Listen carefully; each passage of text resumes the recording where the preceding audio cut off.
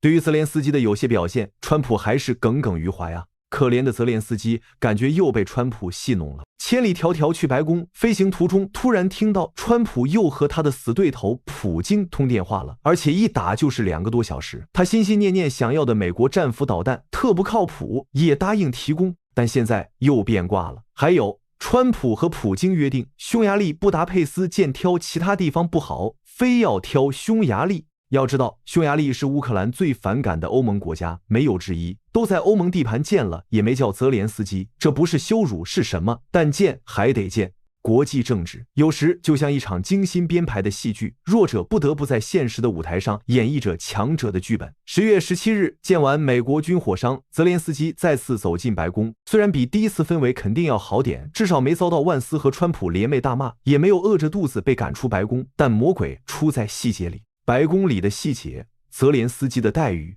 又好得了多少呢？川普倒是夸了一下泽连斯基，说我觉得他穿夹克很漂亮，很漂亮。我希望人们能注意到，他真的很时尚。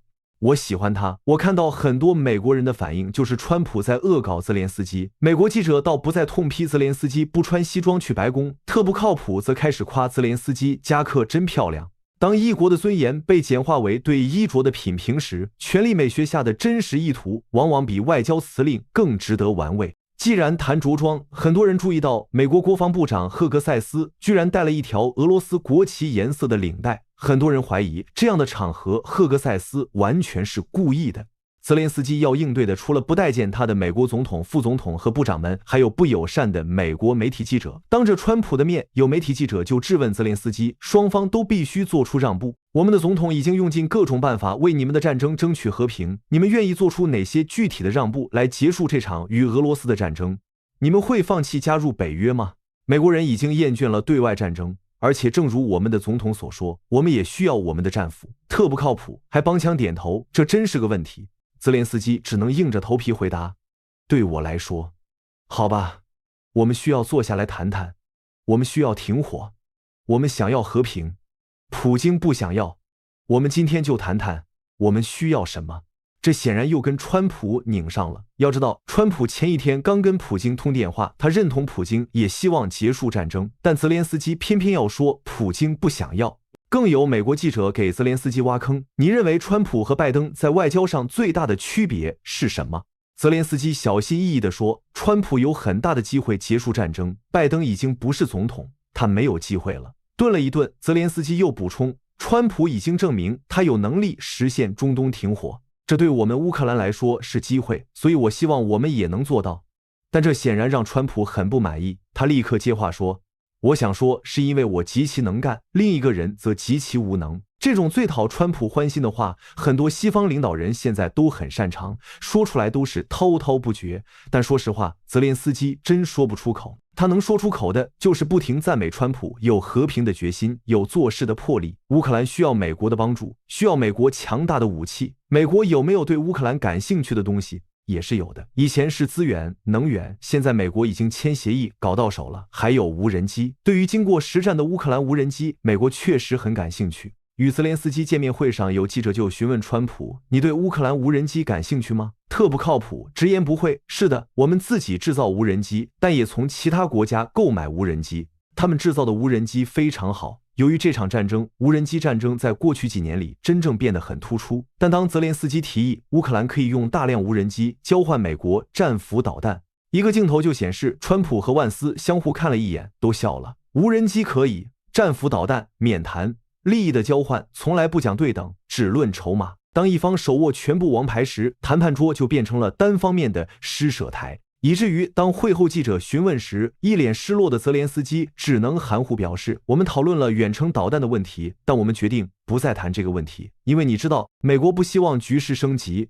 还有一个细节让泽连斯基哭笑不得。有记者问，特不靠谱，有人建议修建一条普京特不靠谱隧道，这将连接俄罗斯和阿拉斯加，你对此感兴趣吗？川普马上来了兴趣，我刚刚听说了这件事，这很有意思，我得好好想想。泽连斯基总统先生，您觉得怎么样？您觉得这个主意怎么样？泽连斯基还不得不回答，我对这个想法不满意，特不靠谱。马上又接过去，我就知道你不喜欢他。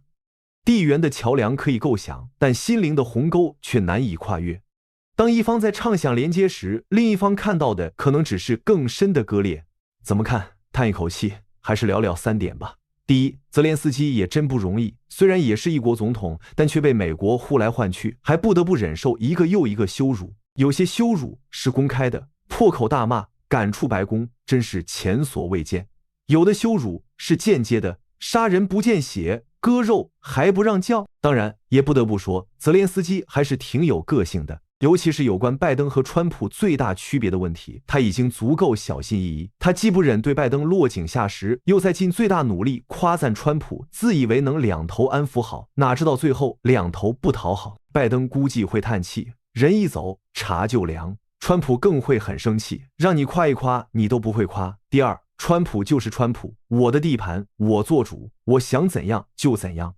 管你乌克兰是什么，管你欧洲怎么看，所以和普京想打电话就打电话，想在哪儿会见就在哪儿。泽连斯基的心情完全不必考虑，欧洲人的忧虑见鬼去吧。强者的任性往往以弱者的屈辱为代价，而国际秩序的基石常常在个人的意志面前显得如此脆弱。还有印度。在与泽连斯基见面时，川普又说印度不会再购买俄罗斯石油了，但匈牙利的情况有点棘手，因为他们只有一条输油管道，已经建了好几年了，而且他们位于内陆，没有出海口。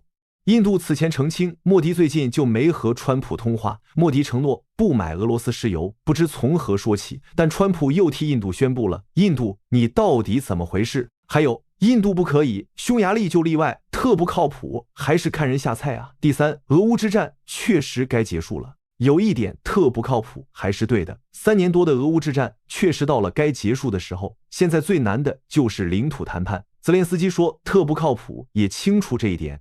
在与泽连斯基会面后，在去海湖庄园的路上，川普又发推说和泽连斯基的会谈非常有趣，我告诉他，正如我强烈建议普京总统那样，是时候停止杀戮，达成协议了。他接着说，鲜血已经流得够多了，他们应该就此止步，让双方各自宣称胜利，让历史来裁决，不再有枪声，不再有死亡，不再花费巨额和不可持续的金钱。如果我是总统，这场战争就不会爆发，每周都有成千上万的人被屠杀。别再这样了，平安回家吧。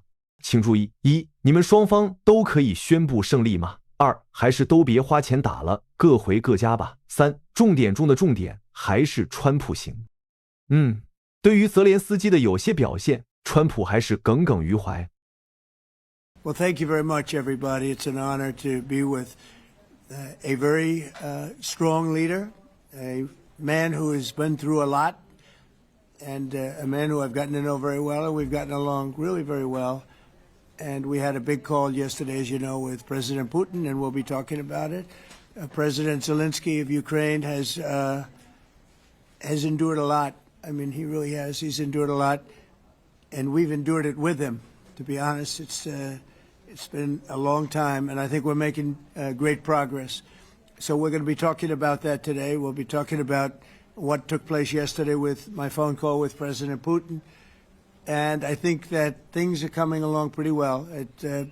It began with Alaska, where I think certain guidelines were discussed, and we want to see if we can get this done. This was long ago into the Biden administration. I came here and we inherited this, and we'd like to see if we could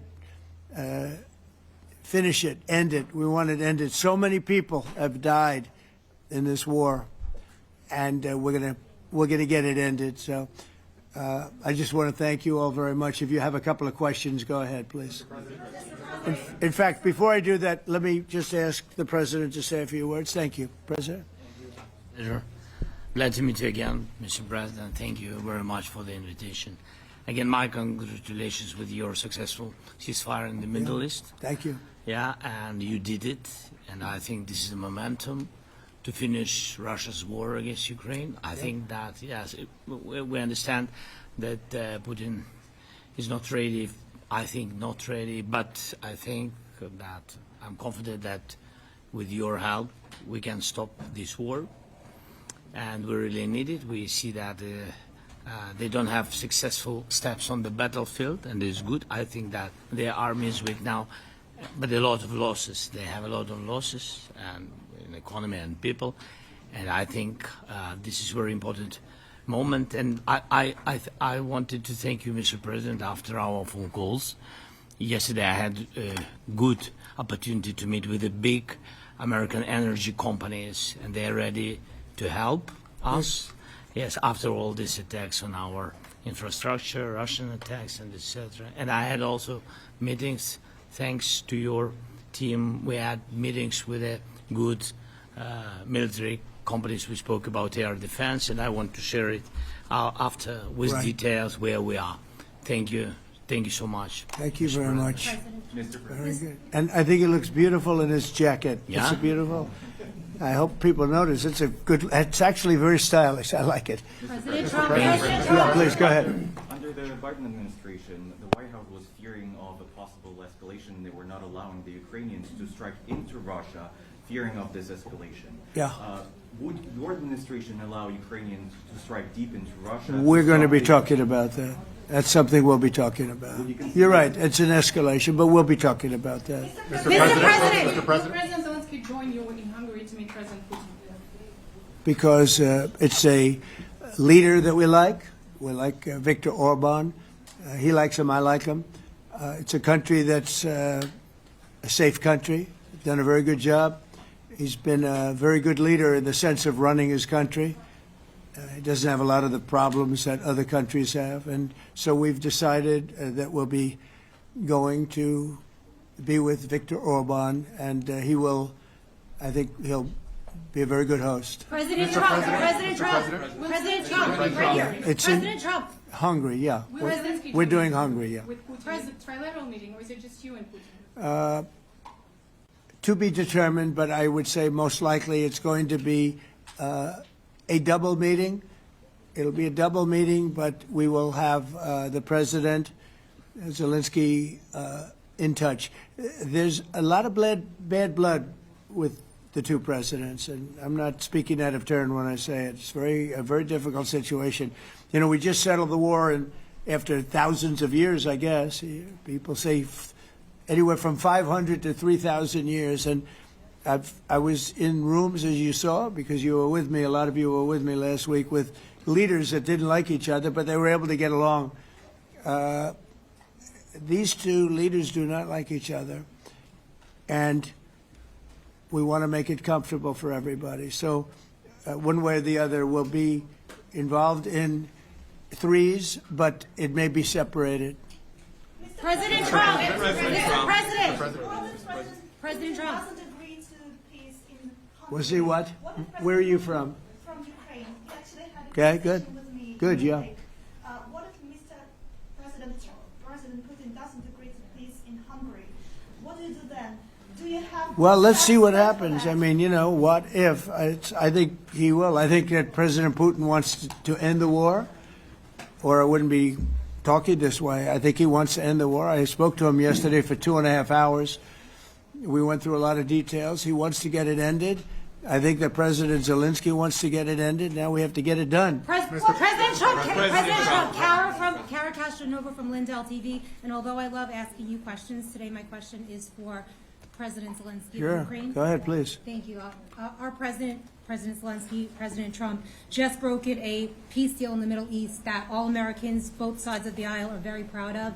But to meet that deal, both sides had to make concessions. Our president has stuck out his neck in many ways to make a peace deal for your war as well. What specific concessions are you willing to make to end this war with Russia? Will you give up joining NATO? Americans have foreign war fatigue, and our president, as he said, we need our tomahawks too. To me. Yes, you, Okay. President Zelenskyy. Thank you very What much. concessions will you That's some question. Right? So many Thank questions you. in one. Thank you very much for your question. First of all, I think we need to sit and speak. The second point, we need ceasefire. Even now, you see in the Middle East, it's very difficult to hold ceasefire. Everywhere, in every war, it's very difficult. We want peace. Putin doesn't want. That's why we need pressure on him. We will speak with President today what we need. We understand what we need to push Putin to negotiation table. And as I said previously, so we are ready to speak in any kind of format, bilateral, trilateral, doesn't matter. just peace. This is important. And we don't speak about NATO or NATO. For Ukrainians, it's very important. Of course, it's our decisions of allies to decide where we are. But are you willing to give Yes, up but joining the NATO? the most important thing for people in Ukraine, which are under each day's attacks, to have really strong security guarantees. NATO is the best, but weapon is very important.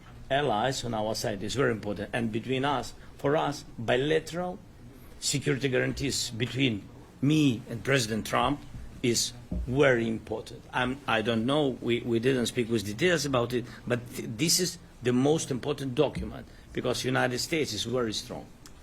Sir? President Trump. President Trump, you are the middleman right now, hoping to end this conflict. Who is doing a better job negotiating, President Zelenskyy or President Putin? I think they're both doing a great job in that sense. We have to get it done. We've got to take some of the hatred of each other. You know, they don't like each other. I say that in front of President Zelenskyy, but I say it in front of President Putin too. They have tremendous bad blood. It's really is what is holding up, I think, a settlement. I think we're going to get it done, and we have to make it long-lasting. As I said in the Middle East, everlasting, right? Everlasting. And the Middle East is a much more complicated situation. You know, we had 59 countries involved, and every one of them agreed. And it's, you know, it's sort of amazing. Most people didn't think that was doable. This is going to be something I really believe that's going to get done. I had a very good talk yesterday with President Putin. I think he wants to get it done. And President Zelenskyy, right behind you. When we were in Israel with President Trump earlier in the week, we heard a lot about the difference in diplomacy between President Trump and President Joe Biden before him. What do you see as the biggest difference in diplomacy between President Trump and President Biden? President Trump has a big chance now to finish this war. President Biden now is not the president, so he doesn't have a chance to finish this war. And President Trump is really showed for the world that he can manage ceasefire in Middle East, and that's why I hope that he will do this, and we will also have such big success. For Ukraine, it's a big chance, and I hope that President Trump can manage it.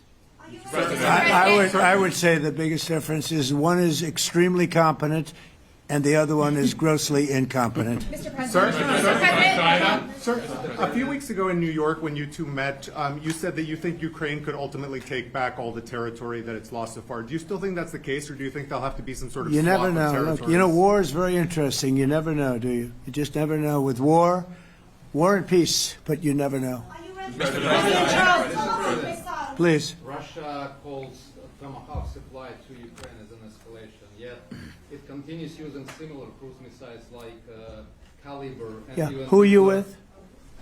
Who are you with? You Ukraine? Yeah. Good. But Russia continue even using the cruise missiles and also nuclear-capable ballistic missiles in Ukraine since 2022. So do you consider providing Ukraine with the Tomahawk or similar missiles as an opportunity to equalize the possibilities of Ukraine and Russia and push Moscow to the negotiation Yeah. table? Sure. We're going to be talking about that. That's why we're here. Okay? Fair question. Exactly as he told you to say it. But we're going to be talking about it. Okay? Yeah, please. President. Message to India and Hungary, who is still refusing. You said India and Hungary? That's an interesting. And Hungary India and Hungary. It's an interesting combination. refuse to stop buying Russian oil. Well, India is not going to be buying Russian oil anymore. And Hungary is sort of stuck because they have one pipeline that's been there for years and years and years, and they're inland. They don't have sea. They don't have sea. And I spoke with the very great leader of Hungary, and they are, you know, it's very hard for them to get oil. I understand it. Hungary's in a very interesting position because they can't have ports. You know, they're surrounded by land. So we'll see what happens there. But India will not be buying oil from Russia. And they've already de-escalated, and they've more or less stopped. They're pulling back. They bought about 38% of the oil, and they won't be doing it anymore. President Trump has been helping you in achieving peace in Ukraine. Who has? First Lady Melania Trump Yeah. has been helping in returning abducted Ukrainian children from Russian captivity. President Zelenskyy, do you appreciate those efforts? How do you assess them? And did you ask her to step in and to help you? No, she wanted to do it. She just felt very strongly about the children, and she's done a really good job, I think, in bringing it to the fore. You know, we have a lot of children involved. Now, it's some people say it's 20,000, and some people say it's 300. There's a big difference between that, so nobody really knows. But she felt very strongly about the children. She thinks about the children all the time. President Trump, if you okay tomahawks to Ukraine, what's going to happen if the United States is in a conflict and we need the tomahawks? Do we have enough? That's a problem. We need tomahawks, and we need a lot of other things that we've been sending over the last 4 years to Ukraine. We've been, we gave them a lot. Now we have a different situation. We send it to the European Union. They pay for it and all that, and they have plenty of money. But it's beyond the money. We need tomahawks, or we need a lot of other weapons that we're sending to Ukraine. One of the reasons we want to get this war over is exactly that. It's not easy for us to give. You're talking about massive numbers of very powerful weapons. So that's one of the things we'll be talking about. Hopefully they won't need it. Hopefully we'll be able to get the war over with without thinking about tomahawks. I think we're fairly close to that. Yeah, go ahead. President, yeah, please. Just to understand. So for today, of course, we want to finish this war, but the war is another technological war. You don't use just tomahawks. If you want to target a military goal, you need thousands of drones. It goes together with such missiles. Ukraine has such thousands of our production drones, but we don't have tomahawks. That's why we need tomahawks. But the United States is a very strong production, and the United States has tomahawks and other missiles, very strong missiles, but they can have our thousands of drones. That's why where we can work together, where we can strengthen American production. And so just so that I understand, so you're suggesting kind of a trade. If President Trump okays Tomahawk missiles to help you launch yes, it's into about Russia, military goals. It's only about military goals. Right, but then you would authorize some kind of an exchange where yes, of course. the US yes, we Ukrainian have proposition. We have big proposition with our drones. President Trump, I don't mean to be brokering an arms deal here, but is that something that you would be interested in, Ukrainian drones? We are, yeah, we would. We have a lot of drones right now. We build our own drones, but we also buy drones from others, and they make a very good drone. I mean, drone warfare has really come to the fore over the last couple of years because of this war. I will say, there's nothing like the jets. We knocked out a lot of drones in Israel. We were knocking them out for Israel, and we were doing it with extremely fast and powerful jets, following the drones and knocking the hell out of them. So, we know a lot about the drones, and we know a lot about the great jets, the great ones. The ones, and the B-52s, which were totally they were stealth. They were undetectable. So we have a lot of different weapons. And, I have an obligation also, though, to make sure that we're completely stocked up as a country, because you never know what's going to happen.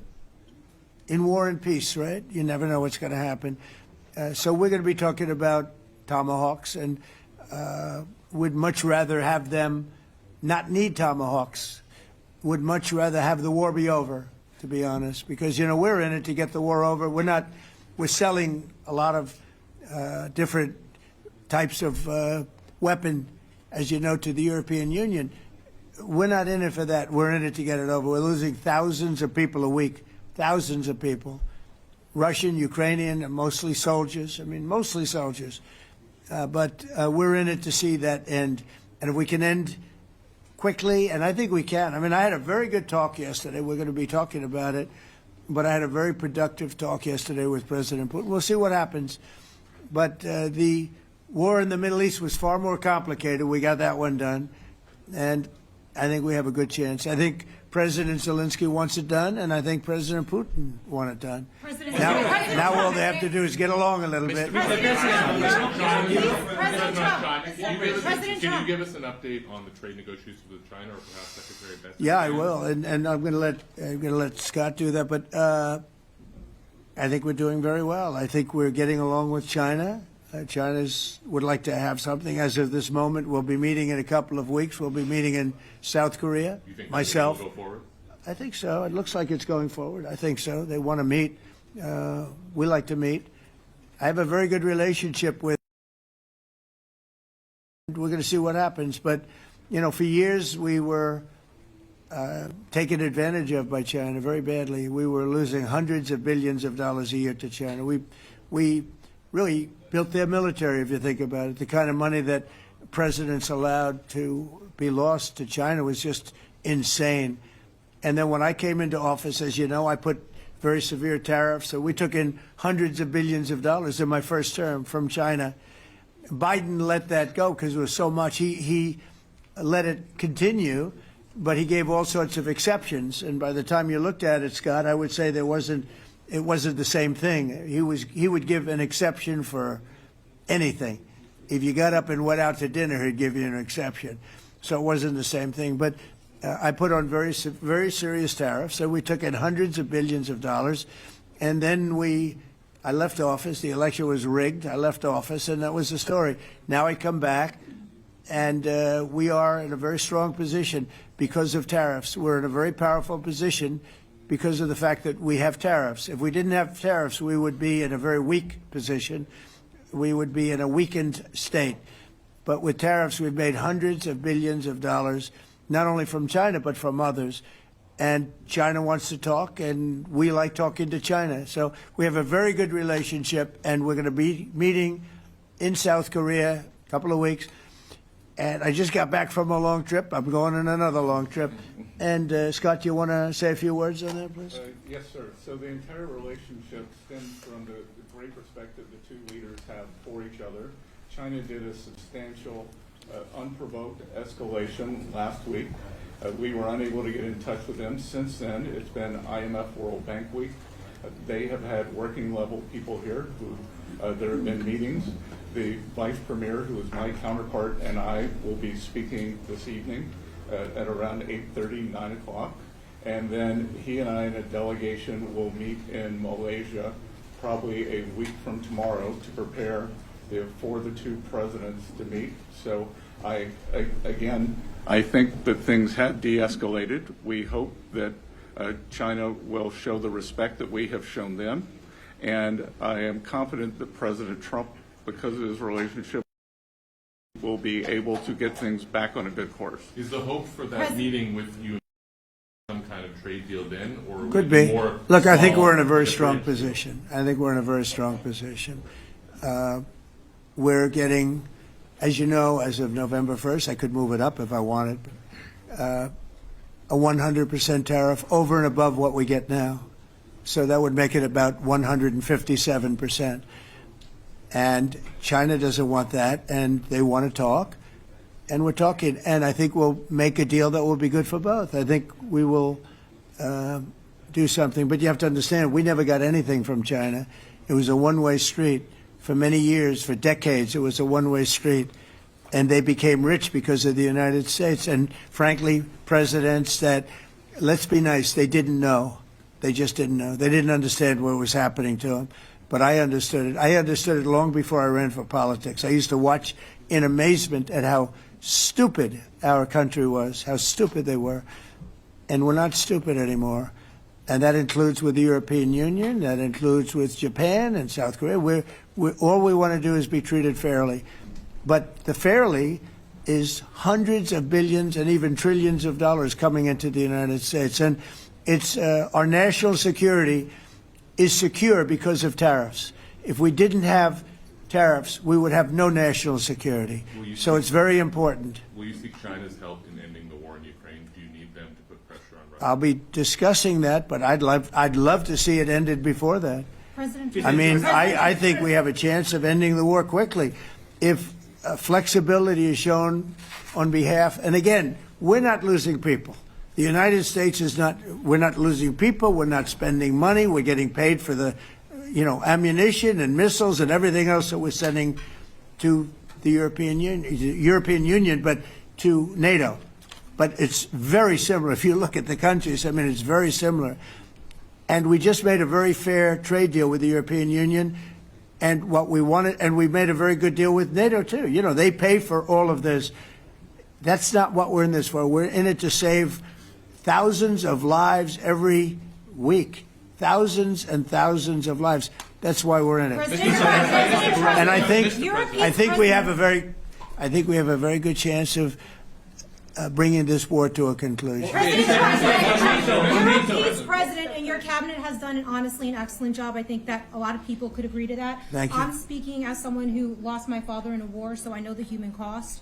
What would your advice be to American leaders, to world leaders, to neocons, to TV hosts who often speak about conflict in abstract or strategic terms rather than the human cost and the human terms? Look, my only statement is we have to get together. It's a very small group of people.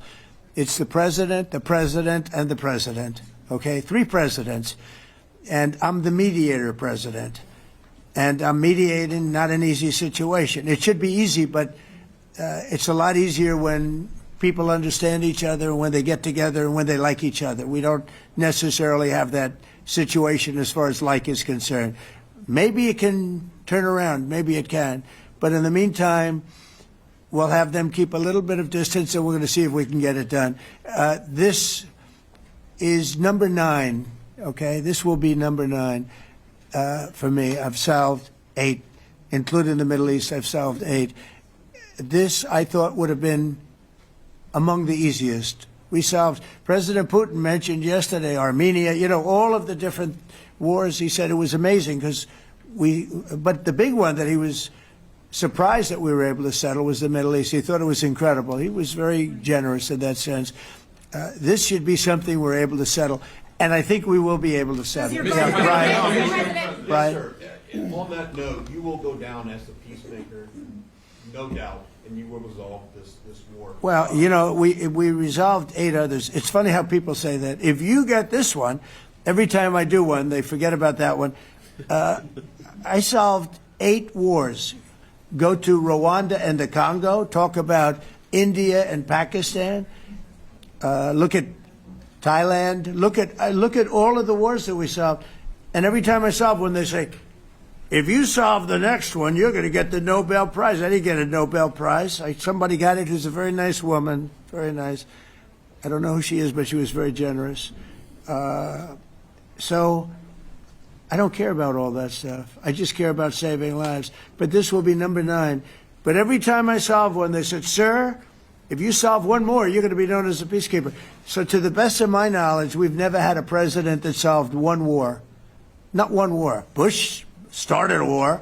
A lot of them start wars, but they don't solve the wars. They don't settle them. And especially when they have nothing to do with us. I guess just about all of these wars had nothing to do with us. But I saved tens of millions of lives. The Prime Minister of Pakistan said, I saved millions of lives in interceding on Pakistan. And you look at Pakistan and India as an example. That would have been a bad one, 2 nuclear nations, right? So I say this. This is pretty much the last one, although I do understand that Pakistan attacked, or there is an attack going on with Afghanistan. That's an easy one for me to solve if I have to solve it. In the meantime, I have to run the USA, but I love solving wars. You know why? I like stopping people from being killed, and I've saved millions and millions of lives, and I think we're going to have success with this war.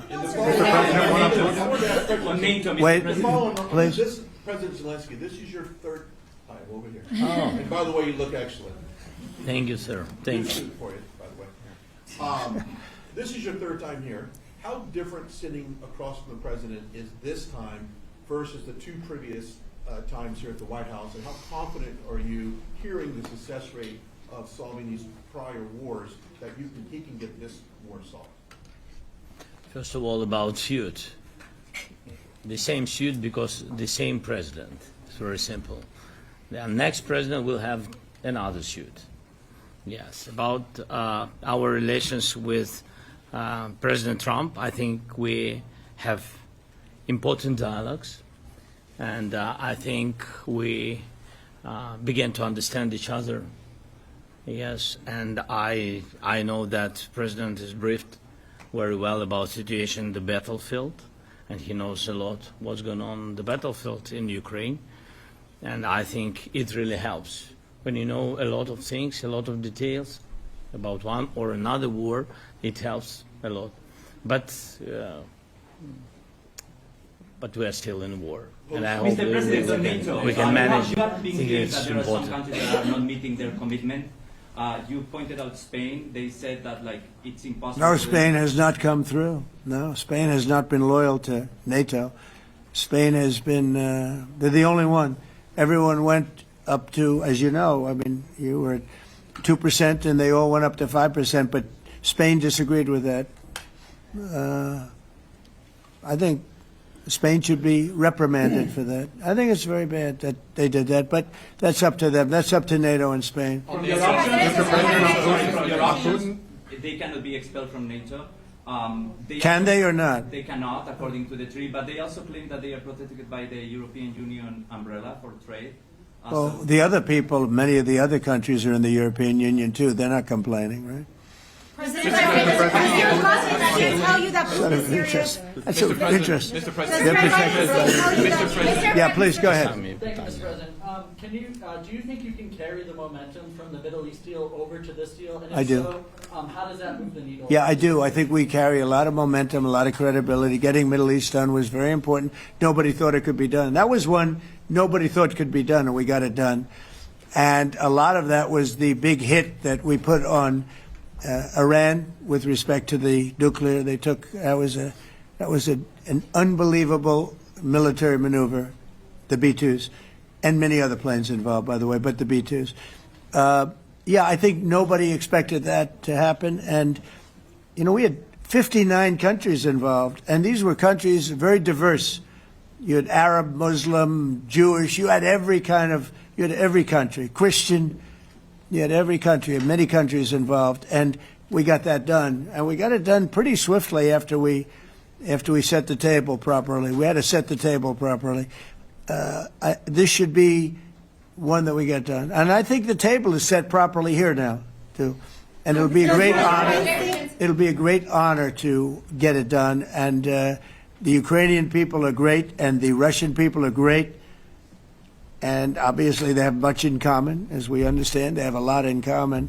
So it'll be a great honor to get it done. Yeah. On Venezuela, there are survivors from your latest boat strike. What happens to those survivors? Well, I'll ask Marco to discuss that possibly. Yeah, it's well known there's an ongoing narco-terrorist operation the United States has been conducting. As far as details of any recent strikes, we're not prepared here to announce all those details, but you'll get that information here very shortly. And how are there survivors when these are meant to be lethal attacks? Yeah, again, I mean, we're undertaking these operations against narco-terrorists. That's what these are. These are terrorists. Let's be clear. And but as far as the details of any recent operations, when we are prepared to announce those, we will, as the president has consistently done. So you may get something on that later today. Let me ask you, that was in a submarine, right?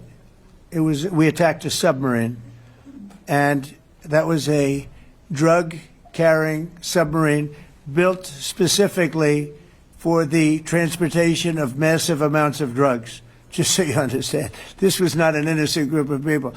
I don't know too many people that have submarines, and that was an attack on a drug-carrying, loaded-up submarine. Yeah. On Putin, is it your belief, as Mr. Zelenskyy said yesterday, that the threat of tomahawks and costs, as Secretary Hicks put it, is that bringing him to the table, the fact that it's kind of a carrot and a stick? I don't know what's bringing him to it. I think he wants to make a deal, that's all. I can't tell you what's bringing him. Sure, that's the threat of that is good, but the threat of that is always there. Tomahawks are very dangerous weapons. They're incredible weapons.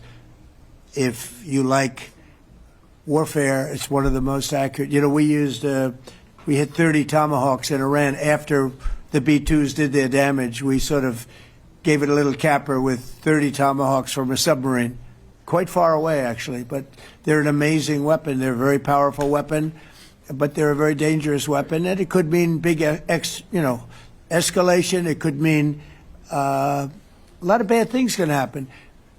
Tomahawks are a big deal. But one thing I have to say, we want Tomahawks also. We don't want to be giving away things that we need to protect our country. We have a very strong country right now. We have a strong military. We have the greatest military in the world. We have the greatest weapons in the world. I want to get this war over. Okay? Putin-Trump tunnel to connect Russia and Alaska. Are you interested? I just heard about it. A tunnel from Russia to Alaska. I just heard about that one. That's an interesting one. We'll have to think about that. I hadn't heard that. We just did a nice road in Alaska that's going to get us to a lot of minerals, and we have a piece of it, a good piece of the ownership because of the fact we made it possible. But this came up yesterday, a tunnel from Russia to Alaska. That's an interesting. What do you think of that, Mr. President? Do you have any ideas? How do you like that idea? I'm not happy with this. I don't think you're going to like it. I don't think he liked it. I don't think he liked it. President Trump, do you think that Vladimir Putin, do you think that Putin's your gut instinct? Well, we had a senator that wanted, remember, from Hawaii, she wanted a tunnel from the mainland to Hawaii. Then she said, well, we can't do that, so we're going to build a railroad to Hawaii. Do you remember? She's a current sitting senator, a Democrat. She wants a railroad to go to Hawaii, right? You know who that is, right? She's another. She's another beauty. President Trump, your gut instinct. Yeah, please. On your meeting with Putin, aren't you concerned that maybe the Russian president is trying to buy himself more time? Yeah, I am. But you know, I've been played all my life by the best of them, and I came out really well. So it's possible. Yeah, a little time. Is your gut instinct? It's all right. But I think that I'm pretty good at this stuff. I think that he wants to make a deal. I made 8 of them. I'm going to make a 9th. I think he wants to make a deal. Do you consider Russia to be a paper tiger? Do you think, judging by the state of its economy, Well, I think that he should have won the war in a week. Yeah, I do think. And if we didn't give the anti-tank missiles, as you know, the javelins they call them, they got stuck in the mud. They would have been in Kiev very quickly. They were heading to Kiev. So, you know, in war, you have a lot of luck, too. You know, weather has won war, and the cold and the heat and all things take place in war. But that was a very interesting moment when the tanks started rolling and some brilliant general said, let's go through the mud instead of going down the highway, right?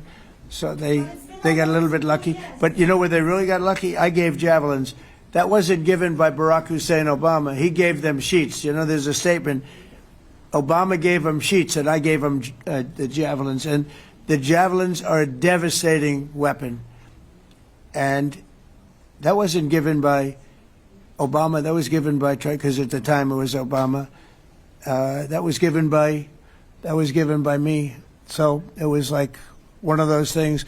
And you had hundreds of them. They're a devastating weapon. We have a lot of devastating weapons. I'd rather not use them. But that was a big moment. You know, when the tanks got stuck, they got stuck. And call it luck or call it talent. I'm not sure what you'd call it, but it was a big moment in time. Do you think Democrats can give you credit? Do you think Democrats can give you credit when you finally end this war, like they did with the war in the Middle East? And I think right now the Democrats are really damaged, mentally damaged. They want to take $1.5 trillion with a T, $1 trillion and give it to people that invaded our country. They came into our country illegally from prisons, from mental institutions, gang members. They want to give them health care and take it away from our citizens. We're not going to do that. $1.5 trillion. They want to destroy. They want to destroy our health care system. We're not going to let that happen. Have